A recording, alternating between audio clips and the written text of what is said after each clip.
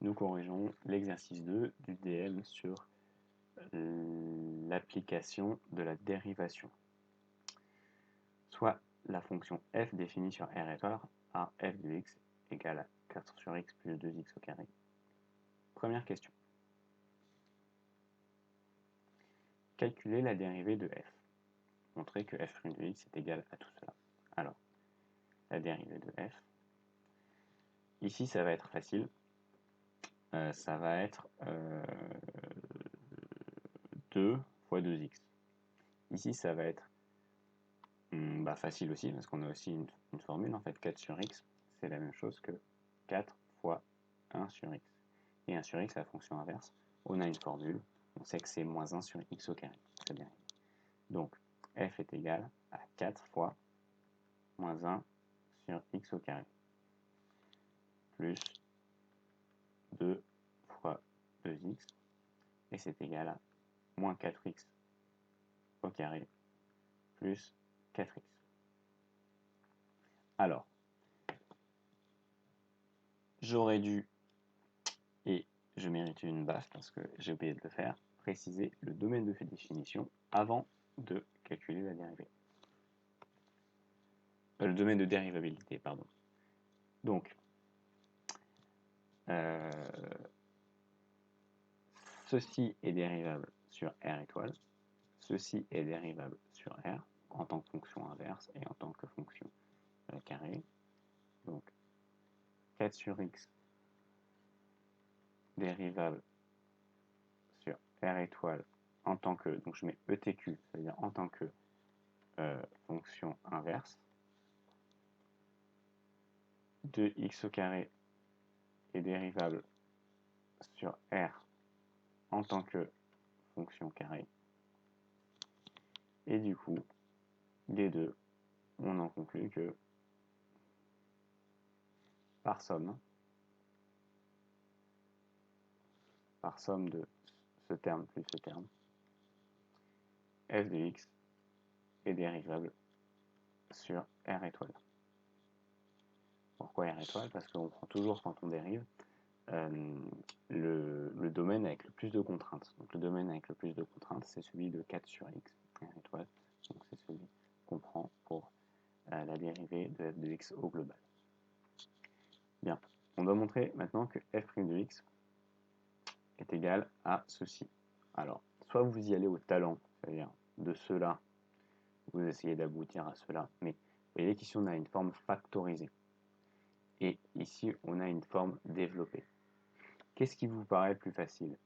De passer d'une forme oh là là, quand je parle et que j'écris en même temps, ça donne jamais de bonnes choses. Est-ce que c'est plus facile de passer d'une forme développée à une forme factorisée? Ou est-ce que c'est plus facile de passer d'une forme factorisée à une forme développée? C'est beaucoup plus facile dans ce sens-là. Donc c'est ce qu'on va faire. En fait, au brouillon, il faut que vous raisonniez à l'envers. Au brouillon, il faut que vous partiez de la conclusion.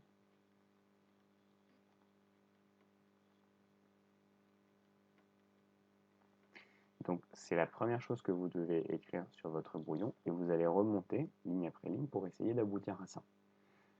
C'est beaucoup plus facile dans ce sens. Et ensuite, sur votre copie, vous allez l'écrire, comme là je le fais de haut en bas, dans l'autre sens. Le sens du brouillon sera le sens inverse de la copie. Alors, en bas, j'ai x au carré. En haut, si je développe, j'ai 4x moins 4, facteur de tout ça. Et ici, je me retrouve avec du 4x fois x au carré, ça me fait du 4x au cube, plus 4x fois x plus 4x au carré, plus 4x, moins 4x au carré, moins 4x, moins 4.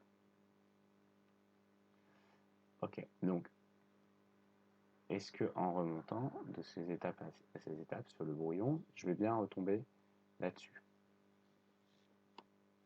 Alors là, on va mettre sur le même dénominateur.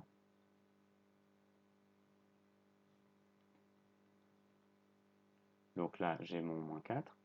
4x pour que ce soit sur x au carré, je vais multiplier 4x par x au carré.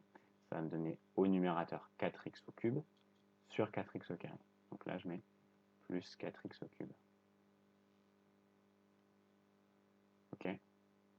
Et du coup, en fait, j'aurais dû faire cette petite étape avant de vous dire on remonte au brouillon.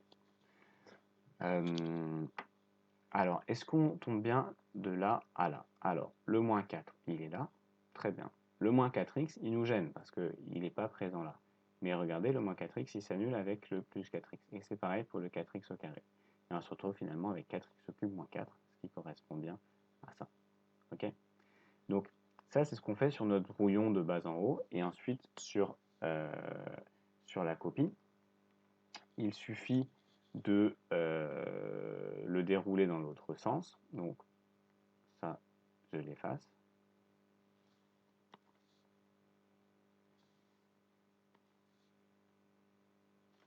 Et si vous l'avez comme ça, bah, le correcteur voit que vous avez compris que pour passer de cette forme à cette forme, il fallait rajouter un 4x au carré moins 4x au carré, un plus 4x, un moins 4x, et que du coup, on pouvait factoriser. Cette étape est très importante. Si sur votre copie, vous passez directement de ça à ça, le correcteur s'est dit, mais comment il a factorisé de tête? En fait, il a bluffé. Il a su qu'il fallait arriver à ce résultat-là. Il n'a pas su comment faire, mais il l'a mis directement, puisqu'on lui donnait à l'avance. Donc quand on vous donne un résultat comme ça à l'avance, le correcteur, si vous ne lui donnez pas des étapes très très précises, il croit que vous bluffez, que vous faites semblant d'avoir trouvé, alors que vous avez juste recopié la réponse qui était attendue. Petit 2. Étudier le signe de f' de x. Donc, je rappelle ce qu'on avait dit sur la correction du premier exercice. Quand je veux trouver le signe d'une dérivée, soit j'étudie sa forme factorisée, soit j'étudie son quotient. À chaque fois que ce soit sur la forme factorisée ou sur le quotient, on peut appliquer assez facilement la règle des signes en construisant un tableau de signes. Donc là, c'est ce qu'on va faire. Il va falloir trouver le signe de 4, facile, c'est positif. Le signe de x moins 1, bon, ça c'est assez facile à faire. X au carré plus 4x plus 1, alors là c'est un petit peu plus difficile, donc on va étudier le signe de ça. Signe de x au carré plus x plus 1. Alors, on calcule d'état. D'état, c'est b au carré moins 4ac. Donc, c'est 1 moins 4 fois 1 fois 1. Et donc, ça nous fait du moins 3. Donc, delta est négatif. Donc, la fonction ne s'annule pas. On va avoir une fonction qui a une tête. Comme ici, le coefficient qui est devant x au carré, il est implicite, mais c'est 1, il est positif. C'est-à-dire qu'on a une fonction qui regarde vers le haut. Comme delta est inférieur à 0, ça veut dire que la fonction ne coupe pas l'axe des abscisses, il n'y a pas de racine, donc la fonction est toujours positive. Donc, x au carré plus x plus 1 est positive sur R. Et bien voilà, tout le reste c'est assez facile d'en déduire le signe, donc on va pouvoir tracer un tableau de signes. Dans mon tableau de signes, ici je mets le premier terme, 4, le deuxième terme, x moins 1, le troisième, x au carré plus x plus 1. Donc tout ça, ça va me permettre de déduire le signe du numérateur et ensuite le signe du numérateur x au carré. Ok. Alors les valeurs pour lesquelles ça s'annule. X au carré, ça va s'annuler en 0. Ceci, ça ne s'annule pas puisqu'on a dit que c'était toujours positif. X moins 1, c'est une fonction qui ressemble à cela. C'est une fonction affine. Le coefficient directeur devant x est positif, donc c'est une fonction qui monte. Donc elle s'annule en 1. Alors là, c'est assez facile à trouver. Okay. Et avant 1, ça va être négatif et ensuite positif. Donc, voilà. Quand x au carré s'annule, c'est une valeur interdite, hein, puisque c'est le dénominateur. Bien, 4, c'est toujours positif. X moins 1, on a dit que c'était négatif avant 1 et positif ensuite. Ceci, on a dit que c'était toujours positif. Et x au carré, c'est toujours positif. Donc, f' de x, plus par moins, ça fait moins. Moins avec que des plus, ça fait moins. Ici, pareil. Et ici, pareil. Donc,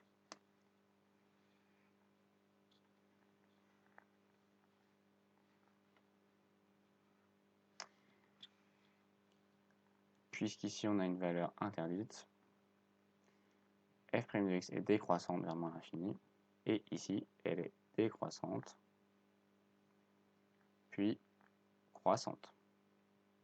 Et on va calculer le minimum, f de 1. Donc on rappelle que x c'est 4x plus 2x au carré, 4 sur x plus 2x au carré, donc f de 1 c'est 4 sur 1 plus 2 fois 1 au carré. Et donc ça nous donne du 4 plus 2, et donc ça fait 6. Donc le minimum de f c'est 6.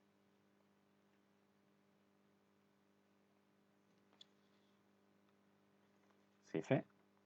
En déduire le tableau de variation de f. Bah, on l'a fait du coup au passage, on a un petit peu anticipé la question. 4.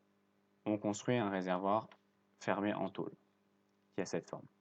Il a la forme d'un parallélépipède rectangle, donc parallélépipède c'est cette forme et on n'a que des angles droits dans les coins, de hauteur h, ici, dont la base est un carré de côté x, ici, et l'unité de longueur est le mètre. Exprimer la S de la tôle utilisée et le volume V du réservoir. Ok, donc le volume S de la tôle. Le volume c'est, l'air S de la tôle. Donc l'air S de la tôle c'est l'air de ça. Donc l'air de ça, plus l'air de chacun des côtés latéraux, plus l'air de la base, plus l'air du côté opposé à la base. Donc l'air de ce côté latéral c'est x fois h.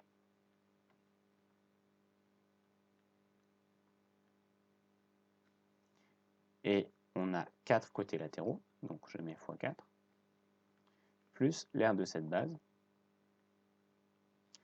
et il y a 2 bases, donc je mets un 2 devant, et le 4, pour que ce soit un petit peu plus propre. On va x fois h fois 4, en fait le 4 et le reste, on va l'écrire comme ça, 4xh, voilà, c'est plus propre. Le volume V, le volume c'est base fois l'air de la base fois la hauteur, ou profondeur fois largeur fois hauteur. Donc x fois x, donc x au carré, fois h. Donc hx au carré. Cinquièmement, on suppose que la capacité du réservoir est de 1 mètre cube. Exprimez la hauteur h en fonction de x. Donc, on sait que le volume est de 1 mètre cube. Donc, V égale 1. Autrement dit, hx au carré égale 1. Et on veut exprimer la hauteur h en fonction de x. Qu'est-ce que ça veut dire? Une fonction s'exprime en général en fonction de x. On dit f de x est fonction de x. En fait, c'est l'origine même du mot fonction. Le mot fonction vient de être fonction de. Ça veut dire dépendre de, en fait. Ça veut dire que je donne du x et la valeur de x va commander la valeur de f de x. Par exemple, si je dis que x vaut 1, automatiquement f de x va prendre la valeur f de 1. La valeur f subit la valeur de x. Ici, c'est la même logique. La hauteur h est exprimée en fonction de x. Donc la hauteur h subit la valeur de x. Donc ça veut dire que si je donne du x, eh ben, ça va déterminer la valeur de h. Et en fait, h, qui était une variable, on va le considérer ici comme une fonction. Donc,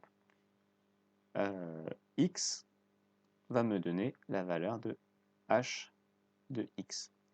h de x, ça peut se lire h en fonction de x, ou la fonction h. Tout ça, ça a le même sens, en fait.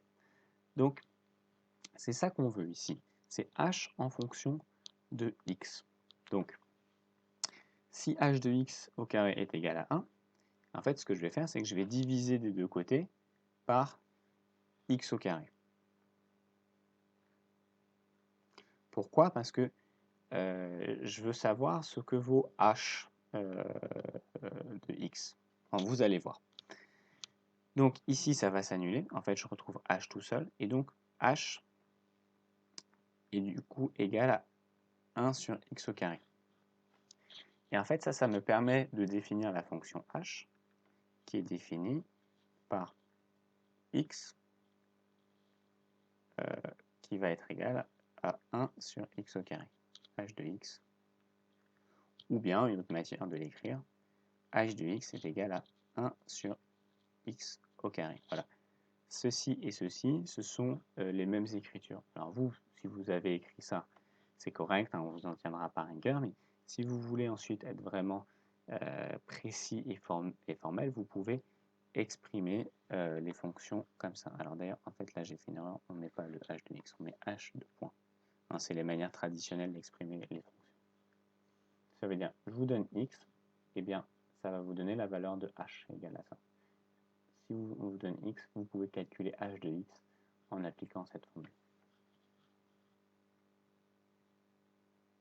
En déduire l'expression de s en fonction de x.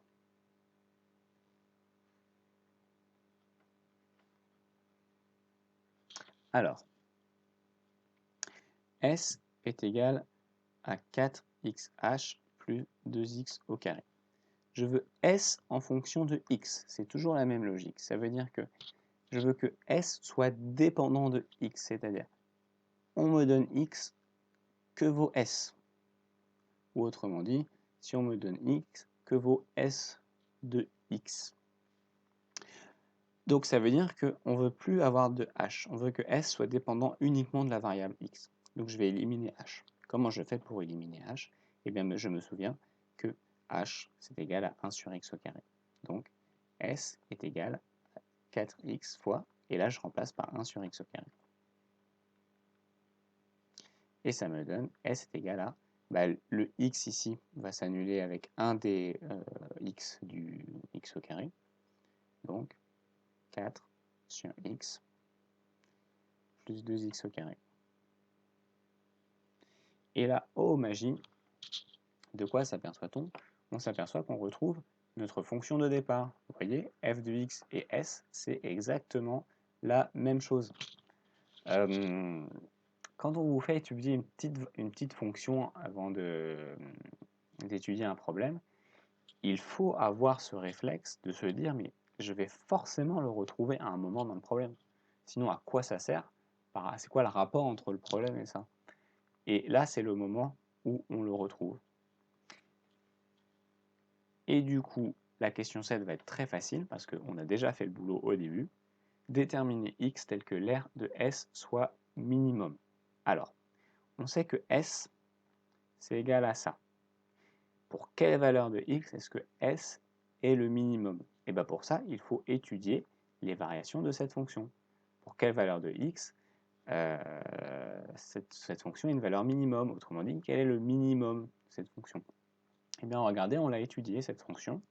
Alors on l'a étudié de moins l'infini à 0, mais ça on s'en fiche complètement parce que des valeurs de x négatives dans un problème de géométrie, ça n'aurait pas de sens. X ne peut pas être négatif, ça n'a pas de sens. Donc toute cette partie de gauche, on va l'ignorer. Par contre, quand x est positif, ça nous intéresse. Et là, on a vu que quand x était positif, cette fonction que l'on a étudiée, elle avait un minimum en 6. Donc on sait que le minimum sera en 6.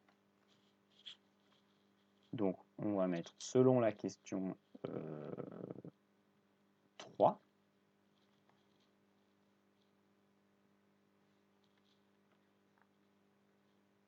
selon la question 3,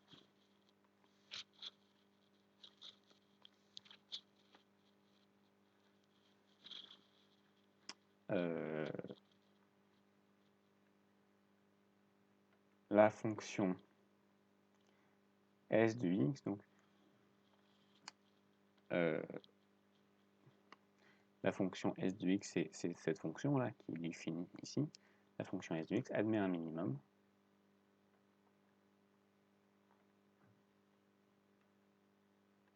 Admet un minimum en... Alors, il ne faut pas dire en 6, il faut parler de l'abscisse, donc il faut dire en 1. En 1. Donc, pour que la surface soit minimum, il faut que x vaille 1.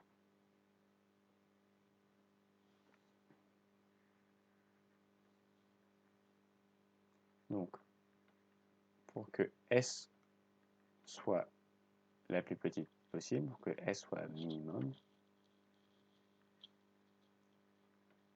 il faut que x soit égal à 1 et que h, puisqu'il n'y a que deux paramètres pour déterminer le volume, hein, c'est x et h, eh bien, h, que vaut-il? Il vaut 1 sur x au carré, donc 1 sur 1 au carré, égale 1. Et donc, la surface sera minimum si, ici, eh bien, j'ai un cube qui vaut 1 sur 1. Voilà. Donc, pour le dire un petit peu autrement, en fait, on a fixé le volume, on a dit que le volume était égal à 1 mètre cube. Mais pour faire 1 mètre cube, il y a plusieurs solutions, hein. On peut faire par exemple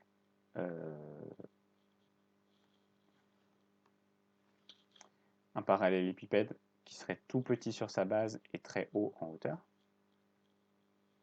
Ou alors on peut faire un parallélépipède qui serait très large sur sa base mais tout petit en hauteur. Il y a plein de combinaisons. Mais il y a une seule combinaison où le volume de tôle, l'air, la surface de la tôle sera le minimum. Donc là, je ne parle plus du volume, hein, je parle de la surface de la tôle utilisée. C'est quand on a cette forme, un cube, comme ça. Et on avait déjà étudié des problèmes un petit peu comme ça dans les exercices préparatoires où il était question à la fois d'un volume et à la fois d'une surface. Donc, cet exercice ressemble énormément aux exercices préparatoires qu'on a fait, c'est ultra classique.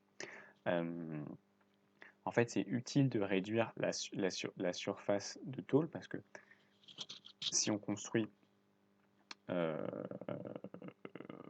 objet comme ça, plus on a de surface de tôle à l'extérieur, plus ça coûte cher à produire.